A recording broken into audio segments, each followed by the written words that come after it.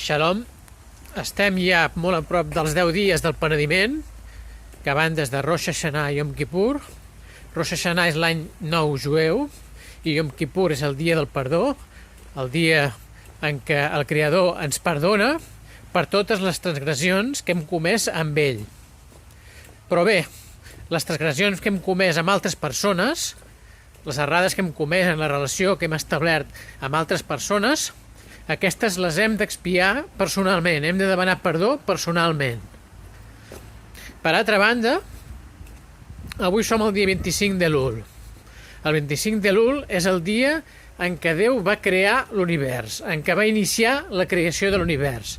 El que es coneix científicament amb el Big Bang es va iniciar en aquesta data, 25 d'Elul, de fa una era anterior a la creació de l'home, a la creació d'Adam Arishon.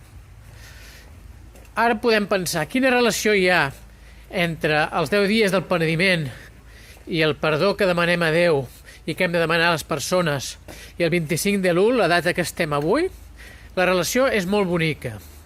La relació és que quan nosaltres demanem perdó a les persones que hem pogut ferir, de fet, estem recreant el món, estem donant un nou origen a la realitat.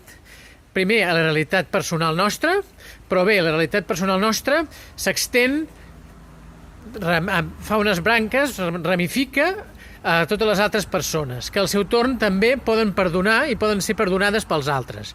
Per tant, l'any nou jueu és un any nou de la situació del perdó de les persones, del perdó amb Déu i de l'origen del món. Bé, doncs, des del Jardí dels Pares, aquest mini Gan Eden personal, desitjar-vos Shana Tova Umetokah, un bon i dolç any nou, on vull que se us renovi la vida i se us recreï la realitat per bé. Amén.